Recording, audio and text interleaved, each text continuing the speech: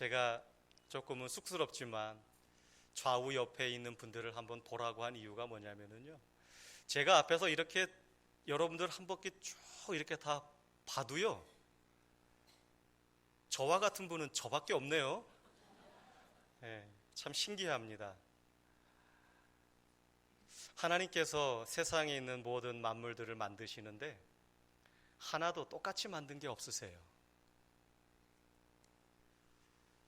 우리들 주변에 있는 흔한 꽃들입니다. 제가 지난주 중에 한 2, 3일 동안 주변에 있는 꽃들을 제 핸드폰으로 찍은 사진들입니다. 찍으면서 느낀 거는요, 바로 옆에 붙어 있는데 꽃이 하나도 똑같은 꽃이 없어요.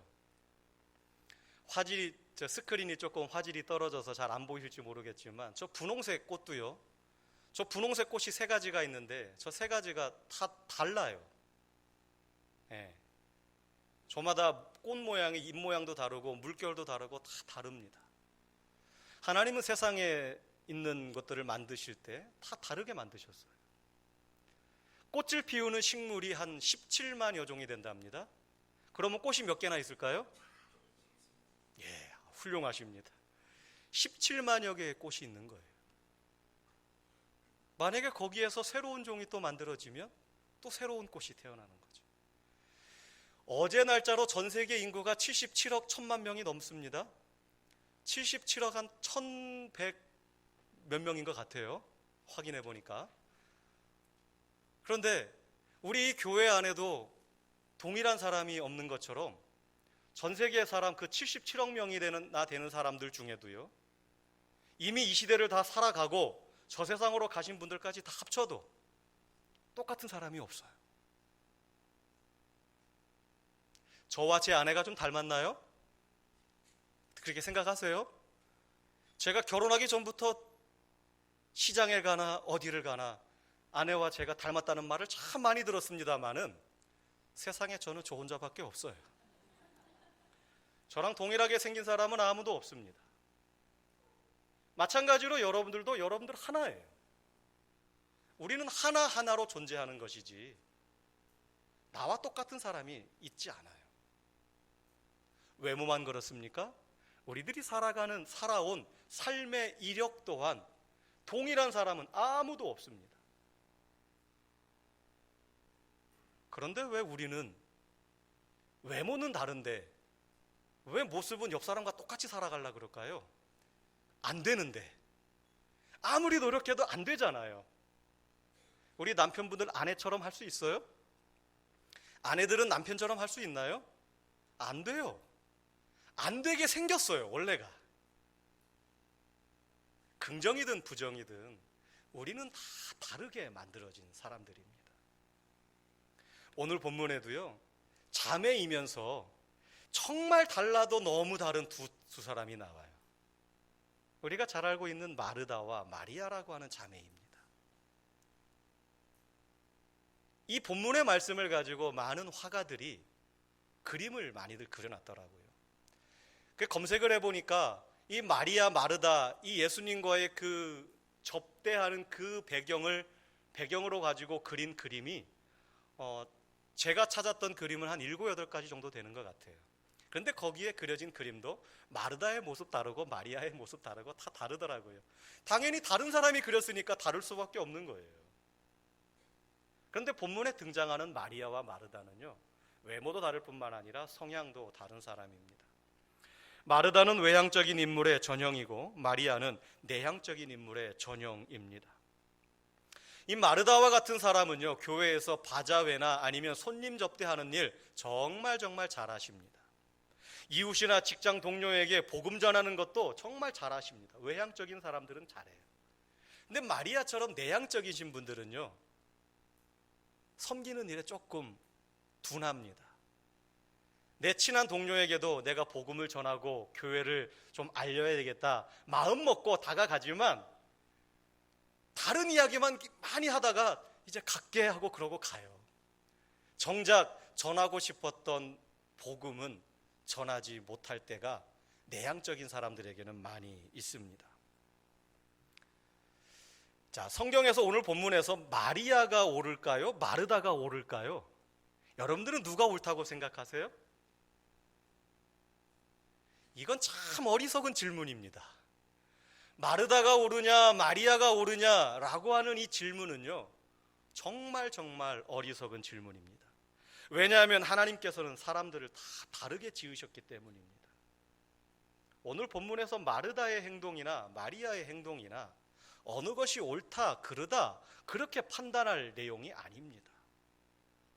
오늘 그 말씀을 잠깐 나누려고 합니다. 우리가 성경의 인물들 속에서도 다양한 사람들을 만나지만 그 모습 속에서 나와 좀 비슷한 사람의 모습을 발견하기도 하지만 100% 나와 일치하는 사람은 없습니다. 하나님께서 다르게 만드셨기 때문에 그래요. 어쩌면 오늘 본문 말씀을 읽으면서 마르다는 좀 나와 비슷한 사람이구나, 마리아는 조금 나와 비슷한 사람이구나 그렇게 생각하는 분들도 있을지 모르겠지만 나의 모습이 100% 마르다, 나의 모습이 100% 마리아, 그런 분은 없습니다. 자, 오늘 말씀을 좀 더 주의 깊게 한번 들어가 보겠습니다. 본문 38절 말씀에 보게 되면 그들이 길 갈 때에 예수께서 한 마을에 들어가심에 마르다라 이름하는 한 여자가 자기 집으로 영접했다라고 오늘 본문은 시작을 하고 있습니다. 여기서 말하는 한 마을은 베다니라고 하는 마을입니다. 예루살렘에서 동남쪽으로 한 3km 정도 떨어진 지역에 있는 작은 시골 마을이 베다니라고 하는 마을이었습니다. 이스라엘 지역에 여러 가지 우리가 좀 기억해 둘 만한 지명들이 좀 있는데요, 저 위쪽에 파란색으로 표시해 놓은 그쪽은 예수님께서 북쪽 이스라엘에서 사역할 때의 중심지였던 가버나움을 제가 표시해 놓은 것이고, 남쪽 유대 지방에서 예수님께서 사역을 하실 때 그 본거지가 어디였느냐, 바로 예수님께서 여러 사람들과 함께 들어가신 작은 시골 마을 베다니라고 하는 곳. 그래서 북쪽 지역의 예수님의 주 활동 무대는 가버나움 지역이었고, 남쪽 지역의 주 활동 무대는 베다니라고 하는 지역이었습니다. 자, 예수님께서 이제 일행들과 함께 그 작은 마을 베다니로 들어가셨는데 마르다라고 하는 여인이 나와서 예수님과 그 일행을 영접을 합니다. 마르다가 지금 자기 집으로 예수님과 예수님의 일행들을 모셔드렸다라고 성경이 기록하고 있는 겁니다. 그런데 당시의 집들은요, 남자의 이름으로 불렸습니다. 혹시 여러분들 집에 대문에 명패 있는 분들 있으시지요? 요즘이야 부부가 함께 명패를 같이 이름을 붙입니다. 대문에 문패를. 그런데 옛날에 어디 그랬나요? 남자 이름만 문패에 이름을 썼어요. 이스라엘도 마찬가지였습니다. 그 집을 대표하는 사람은 남자예요. 그래서 지금 오늘 본문에 마르다가 자기 집으로 예수님을 영접했다라고 하는 것은 조금 신기한 표현입니다. 아마도 마르다가 결혼 후에 혼자가 되었거나 아니면 나이가 들었지만 비혼이어서 그 집안을 대표하고 있거나 아니면 부모님이 일찍 돌아가셔서 이 마르다가 다른 동생들을 지금 건사하고 있는 것은 아닌지, 그래서 실질적인 가장의 역할을 하고 있는 것은 아닌지라고 우리가 생각해 볼 수 있지만, 그래도 이 마르다의 집에는 나사로라고 하는 남자가 있었음에도 불구하고 이 집을 마르다의 자기 집이라고 표현한 성경은요, 우리들에게 많은 생각할 거리를 전달해주고 있습니다. 자, 일단은 그것에서 우리가 한 가지 의문점을 하나 갖고요. 이 예수님께서 마르다의 집에 가셨을 때에 예수님 혼자 가신 게 아닙니다. 예수님께서 길을 갈 때에 일행들과 함께 들어가셨는데 한 몇 명쯤 갔을 거라고 생각을 하세요? 예수님과 12명의 제자에서 한 13명? 그건 일반적으로 생각할 수 있는 거지만 우리가 성경의 말씀을 좀 연관지어 보면 예수님께서 그 앞전에서 70명의 사람을 불러다가 둘씩 짝을 지어서 전도하러 내보내셨다가 다시 그들이 돌아왔어요. 그리고 그 일행들이 함께 움직인 겁니다. 거기다가 당시에는 일반적이진 않았지만 예수님께서는 여성 제자들도 있었습니다. 예수님을 따르는 여자들도 있었다라고 하는 것이지요. 그래서 지금 마르다가 자기 집으로 예수님의 일행을 영접했다라고 할 때 그 숫자가 최소 수십 명에서 한 100여 명까지도 이를 수 있는 많은 사람의 숫자가 그렇게 지금 마르다의 집으로 들어간 것입니다. 그러다 보니 당연히 마르다는 할 일이 많았죠. 이제 우리 자녀들이, 학교 다니는 자녀들이 방학을 맞이했어요. 뭐 우리 자녀들만 방학입니까? 내 친척들의 자녀들도 방학이지요. 그러면 할아버지 집에 놀러 가든, 죄송합니다, 할머니 집에 놀러 가든, 아니면 뭐 친척들의 집에 놀러 가잖아요. 그러니까 어르신들이 그런다 그래요. 자주 오면 자주 와도 좋지만 왔다가 빨리 가면 더 좋다고. 누군가가 우리 집에 와가지고 며칠씩 머문다라고 하는 것은 불편한 거예요. 왜냐하면 잠자리 챙겨줘야죠, 밥 차려줘야죠, 간식 차려줘야죠, 왔으니 심심하지 않게 놀아도 줘야죠. 여러분들 마르다의 모습이 상상이 되어지십니까? 마르다가 좀 불쌍하게 느껴지지 않으세요? 100여 명이나 되는 사람들이 왔다니까요. 우리는 한 10대 명만 와도 힘들잖아요. 언제 가나 언제 가나 그러지 않습니까? 예수님과 그 제자들, 정확하게 몇 명인지는 모르겠지만 저 그림 속에도요, 많은 사람들이 저 문 밖에까지도 있어요. 그 사람들을 영접해 놓고 마르다가 얼마나 많은 고민을 했겠습니까? 무슨 음식을 할 거며, 반찬 가지수는 뭘 할 거며, 한식으로 할까, 양식으로 할까, 중식으로 할까. 요즘은 분위기가 그러니 일식은 하지 말고, 네. 뭐 다양하게 고민하지 않았겠습니까?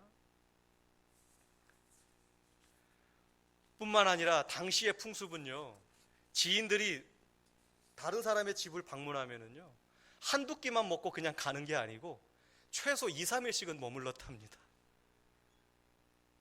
아마 집안이 송두리째 막 흔들렸을 겁니다. 예수님의 방문이 그러했다면 마르다는 집 청소며 침구 준비며 이제는 음식 준비로 정말 부산하게 움직여야 될 것만 같습니다. 그래서 그렇게 움직이고 있어요. 그런데 문제는 동생이라고 하는 마리아가 어디 앉아 있어요? 아니, 딴짓을 하고 있는 거예요. 예수님 발 앞에 앉아가지고 딴짓하고 있습니다. 39절 말씀에 이렇게 기록하고 있어요. 그에게 마리아라 하는 동생이 있어 주의 발치에 앉아 그의 말씀을 듣더니, 지금 저 마르다의 모습이 보이십니까? 화가 잔뜩 났어요. 이른 산더미 같은데 앞에 생선도 있고, 생선도 구워야 되고, 전도 부쳐야 되고, 국도 끓여야 되고, 지금 밥은 지금 적당한가? 근데 지금 동생 마리아는 당시의 풍습을 완전히 무시한 채 예수님 발 앞에 앉아가지고 말씀을 듣고 있는 거예요. 이 당시의 여성들은요, 가정일을 돌보아야 되고 부엌일을 해야 된다라고 하는 것은 당시의 전통이었습니다. 오늘날은 우리가 차별이라고 생각하지만 당시엔 그게 문화였어요. 가정의 일과 부엌의 일은 무조건 여자의 일이었어요. 그래서 그 전통을 알기에 마르다는 열심히 손님 맞이를 준비를 하고 음식 준비하고 있는 거예요. 마리아가 그 사실을 모를 리 없지요. 그런데 이 마리아가 예수님 발 앞에 앉아 있어요. 당시에 이것은 문화에 맞지 않아요. 당시에 랍비들은 여자들을 제자로 두지 않았습니다. 율법의 말씀을 배우고 그 말씀을 배우는 제자들을 남자들에 한정돼 있었어요. 소년들만, 남자들만 그 랍비의 가르침을 받을 수 있었고 그 발 앞에 앉아가지고 말씀을 들을 수 있었어요. 그런데 이 마리아는 그것을 모를 리 없는데 지금 예수님 발 앞에 앉아 있는 거예요. 자, 우리가 사도 바울의 모습을 보게 되면은요, 사도 바울이 유대인들 앞에서 자신이 열렬한 유대교 신봉자였다라고 말하는데, 그가 뭐라고 고백하냐면 사도행전 22장 3절에서 이렇게 고백합니다. 나는 유대인으로 길리기아 다소에서 났고 이성에서 자라 가말리엘의 문화에서 우리 조상들의 율법에 엄한 교훈을 받았고 오늘 너희 모든 사람처럼 하나님께 대하여 열심히 있는 자라. 여기서 말하는 가말리엘의 문화에서 배웠다. 여기서 말하는 이 문화라고 하는 단어가 바로 발치라고 하는 단어예요. 가말리엘 선생님 밑에서 배웠다라고 하는 것은 가말리엘 선생님 발 밑에서 배웠다라는 거예요. 다시 말해서 남자로서, 내가 유대인으로서 그 앞에서 배웠다라는 거죠. 그러니까 당시의 문화는 여성들은 배움의 자리에 갈 수도 없어요. 스승의 발밑에 간다라는 것, 그것은 생각도 할 수 없는 일이었습니다. 그래서 마리아가 예수님의 발치에서 주님의 말씀을 들었다라고 하는 이 누가복음 10장 39절의 말씀은 우리들에게 충격입니다. 그리고 마르다에게도 충격이지요. 다시 말해서 예수님께서 당시에는 사람들이 하지 않았던 여성을 제자로서 인정하고 말씀을 배우게 하셨다라고 하는 것입니다. 예수님께서는 지금 당시에 틀을 꿰고 계시는 것입니다. 그리고 마리아도 예수님의 제자가 되어서 그의 발치에 있다라고 하는 것, 이것은 굉장한 용기가 필요한 행동입니다. 주님의 말씀을 얼마나 사모했기에, 주님의 말씀을 듣는 것이 얼마나 사모했으면 당시의 문화를 깨면서까지 그렇게 할 수 있었을까? 하지만 언니 마르다는요, 그러한 마리아의 행동을 더 이상 참을 수가 없었어요. 그래서 마르다가 예수님께 와서 한 소리 합니다. 40절 말씀에 메시지 성경으로 더 쉽게 번역된 말씀을 보면, 그러나 마르다는 해야 할 온갖 부엌 일로 마음이 분주했다. 얼마 후에 마르다가 그들의 이야기를 끊고 끼어들었다. 주님, 제 동생이 부엌 일을 저한테만 떠넘기고 있는데 그냥 두십니까? 저를 좀 거들어 주라고 동생에게 말씀해 주십시오. 아마 이것보다 더 화가 나지 않았을까요? 저는 좀 억누르면서 했습니다. 우리가 말씀을 읽을 때요, 마르다의 감정까지 우리가 생각해 본다면 이 마르다의 모습이 우리가 훨씬 더 이해가 되어집니다. 아마 마르다도 처음에는 자신이 해야 되는, 당연히 해야 되는 그 일에 몰두했을 것입니다. 그러다가 슬슬 짜증이 나기 시작했을 것입니다. 왜요? 일은 많은데 동생이란 녀석이 뭐하고 있어요? 딴짓하고 있어요. 말씀을 듣는 거라고 고상하게 이야기하지 마세요. 지금 딴짓하고 있어요. 자기가 당연히 해야 할 일을 하지 않고 딴짓하고 있는 것입니다.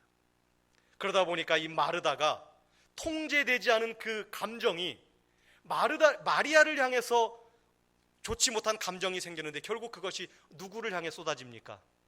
예수님께 나아가지고 확 쏟아진 거예요. 지금 마르다가 예수님께 나와서 얘기하는 거예요.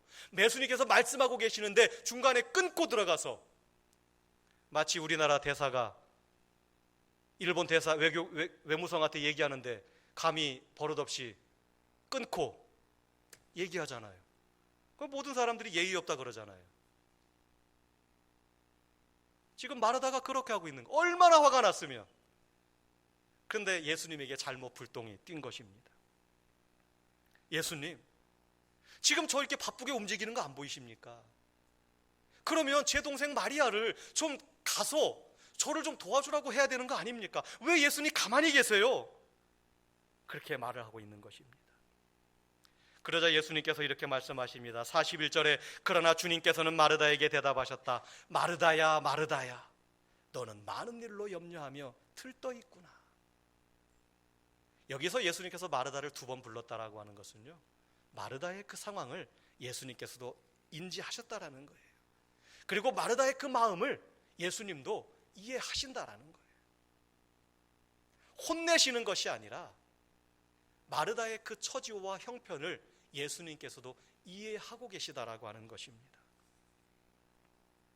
예수님의 이 말씀, 네가 많은 일로 염려하며 들떠 있구나, 이 말씀을요, 오늘날 한식으로 음식을 준비하는 오늘날로 바꾸면 이렇습니다. 마르다 집사님, 한식으로 음식을 준비하려니 힘드시지요? 잡채도 준비해야 되고, 불고기도 좀 구워야 되고, 생선도 구워야 되고, 전도 좀 부쳐야 되고. 어떻게 전도 뭐 한두 가지만 할 수 있습니까? 동그랑땡도 하고, 야채전도 부치고, 뭐 동태포도 좀 떠다가 좀 생선전도 부치고. 어떻게 그것만 합니까? 한국 사람이니 당연히 국이 있어야죠. 국도 끓여야 되고. 많이 힘드시지요. 그렇게 많은 일을 하니 얼마나 힘드십니까?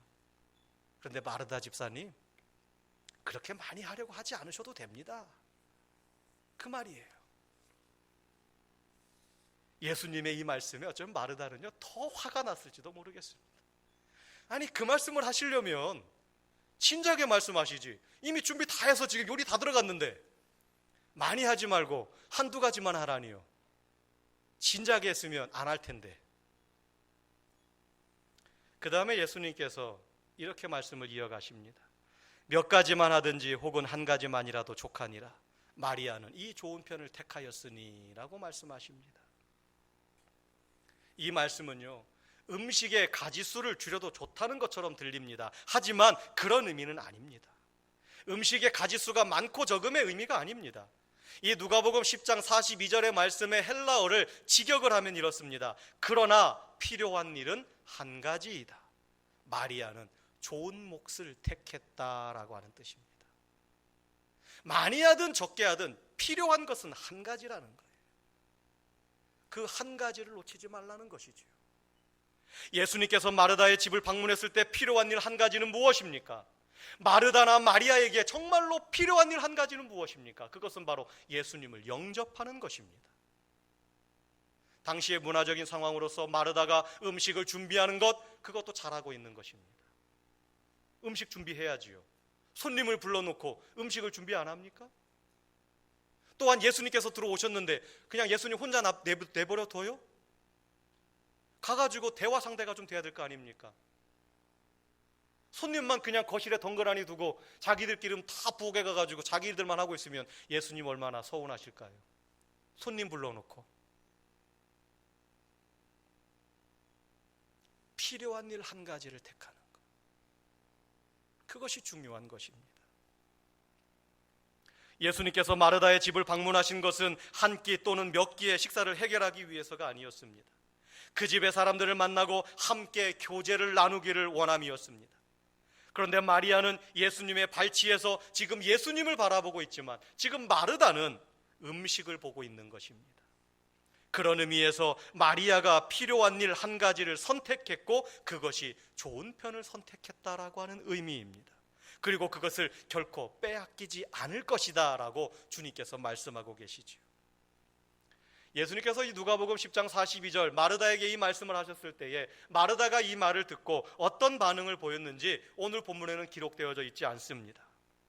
하지만 이 말씀에, 예수님의 말씀의 의미가 마르다의 부엌의 일은 필요하지 않은 일이고 마리아의 말씀을 듣는 일은 필요한 일이라고 하는 의미는 아닙니다.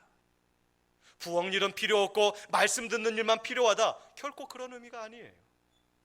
또한 마르다보다 마리아의 믿음이 더 좋다라는 의미는 더더욱이나 아닙니다. 오늘 이 본문의 말씀은 그런 의미가 아니에요. 예수님께서 마르다의 집을 방문하셨을 때에 마르다의 모습에서 조심해야 될 것이 무엇이냐면 바로 준비하는 일이 많아서 마음이 분주했다라는 거예요. 마음이 분주했다. 여러분들도 경험해 보셨잖아요. 마음이 분주해지면 정말로 필요한 일 한 가지를 놓치게 돼요. 내 마음이 분주해지면 정말로 내가 붙잡아야 될 것은 붙잡지 못하고 주변에 다 쓸데없는 것들만 붙잡고 전전긍긍하고 있어요. 나름대로 그것이 필요하다라고 이야기하겠지요. 그러나 정말로 필요한 것 한 가지, 그것을 놓치게 된다는 것입니다. 교회에서 열심히 봉사를 하다 보면 마음이 분주해지는 것을 우리가 자주 경험하게 되지 않습니까? 다른 사람들이 잘 봉사하지 않는 주방에서 섬기는 일 참 귀한 일입니다. 더 많은 사람들이 주방 봉사와 같이 잘 보이지 않는 곳에서 잘 섬길 수 있기를 바랍니다. 그런데 자칫하면 여러 가지 준비해야 하는 일로 인해서 마음이 분주해질 수 있습니다. 자, 예를 들어서 오늘 점심으로 콩나물 비빔밥을 하기로 얘기가 됐습니다. 그래서 한 집사님에게 오실 때에 콩나물을 좀 사오십시오라고 했더니 이분이 시장에 가봤더니 콩나물이 다 팔리고 없어요. 그래서 하는 수 없이 숙주나물을 사왔어요.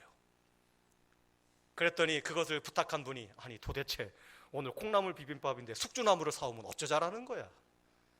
콩나물 비빔밥이야, 숙주 비빔밥이야?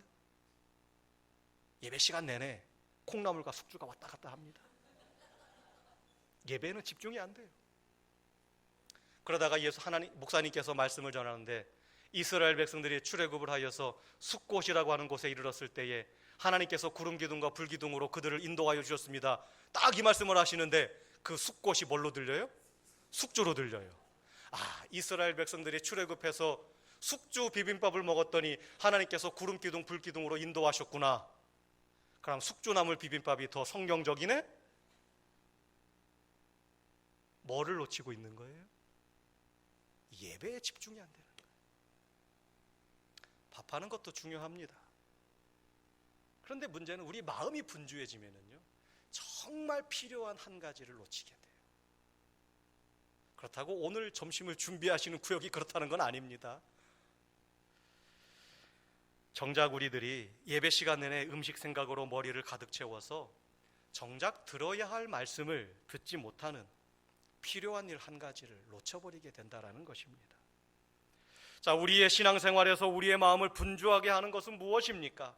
그것이 무엇이든 우리의 마음을 분주하게 하면 거기에는 주님께서 머무실 자리가 없습니다. 그리고 결국은 마르다처럼 주님께 짜증을 내게 되고 주님에게 명령을 하게 되는 어처구니 없는 행동을 하게 되지요. 우리는 오늘 본문 마르다와 이 마리아의 모습에서 두 가지를 보게 되는데요. 첫째는 마리아의 모습을 통해서 예배의 생활화를 보게 됩니다. 마리아는 누가복음 10장 오늘 본문에서는 좋은 편을 택했고 그로 인해서 기쁨을 얻었을 것입니다. 그러나 요한복음 10장에 보면은 또 마리아와 마르다와 그 오라버니 나사로가 나오는데 거기에서는 이 마리아가 슬픔을 극복하지 못하는 그러한 모습을 보여줍니다. 그녀는 예수님께서 전능하신 분이심도 알고 자기 가족을 사랑하시는 것도 알고 있는데 왜 우리 오라버니가 살아있을 때 오시지 않아서 병을 고쳐주시지 않았는가? 예수님을 원망하는 그러한 모습이 나오잖아요. 하지만 그러면서도 그 이후에 예수님께서 그 마리아의 집을 가셨을 때 마리아는 예수님 발 앞에 300데나리온이나 되는 그 값 나가는 그 향유를 예수님의 발에 확 들이붓습니다. 주변의 사람들이 얼마나 아까워했는지 몰라요. 아니 왜 이 귀한 것을 이렇게 허비하느냐, 이걸 팔아서 가난한 사람들에게 나눠주면 얼마나 많은 사람들이 혜택을 볼 텐데, 에휴 어리석은 사람. 그런데 그 행동은요 마리아에게 가장 필요한 일 한 가지였고 그것은 바로 주님을 주님으로 섬기는 최상의 헌신이었기 때문에 주변 사람들은 뭐라고 했지만 마리아는 그것을 택한 것입니다. 또한 우리는 마르다의 모습에서 생활의 예배화를 보게 됩니다. 마르다는 처음에는 준비하는 일이 많아서 그 일로 인해서 마음이 분주했습니다. 그로 인해서 필요한 일 한 가지를 놓쳤지만 또한 마르다의 모습을 보게 되면 요한복음에서 오라버니의 죽음 앞에서도 주님에 대한 믿음과 신뢰를 그는 잃지 않습니다. 그래서 예수님께서 오라버니 나사로를 살려주신 후에 주님을 위해 잔치를 열었을 때에 여전히 그는 손님을 위하여 일을 하였고 마리아는 여전히 그 음식 만드는 일에 동참하지 않았지만 그렇다고 해서 마르다가 다시는 마음이 분주하여 필요한 일 한 가지를 잃지 않았습니다. 그녀는 음식을 만드는 일을 하면서도 주님께 집중하였던 것입니다. 사랑하는 성도 여러분, 우리 모두가 마리아와 마르다의 모습을 우리가 교사로 삼으십시다. 하나님께서 마음과 정성을 다해서 심어주신 저와 여러분의 삶의 자리에서 마음이 분주해지지 않고 주님을 예배하는 일로 필요한 일 한 가지에 집중함을 통해서 예배의 생활화를 우리가 이루어 가십시다. 또한 마음이 분주해지지 않고 주님께서 맡겨주신 우리 사람들을, 이웃들을 섬기는 일로 필요한 한 가지 일에 집중함을 통해서 생활의 예배화를 우리가 또한 이루어 가십시다. 마르다의 섬김, 마리아의 예배의 모습, 그 둘 다 하나님께 집중할 때에 그 모습은 아름다운 모습입니다. 마리아의 예배의 삶이 우리 삶의 씨줄이 되고 마르다의 섬김의 삶이 우리의 삶의 날줄이 되어서 그 두 가지가 우리의 삶의 자리에서 견고하게 교직되어져서 아름다운 삶을 만들어 갈 때에 저와 여러분의 삶은 하나님께서 만들어 가시는 아름다운 인생, 아름다운 하나님의 작품이 되어질 것입니다. 무엇이 옳고 그르냐가 아닙니다. 많은 것도 좋지만 한 가지만이라도 족하니라. 우리가 무슨 일을 하든지 주님께 집중하십시오. 주님께 집중할 때에 하나님께서 그 일을 통하여 영광 받으시고 우리의 삶을 아름답게 만들어 가십니다. 오늘도 우리의 삶이 예배가 삶이 되고 삶이 예배가 되는, 섬김이 예배가 되고 예배가 섬김이 되는 그러한 삶으로 서로 날마다 아름답게 만들어져 가는 저와 여러분들 되어지시기를 주님의 이름으로 부탁을 드립니다.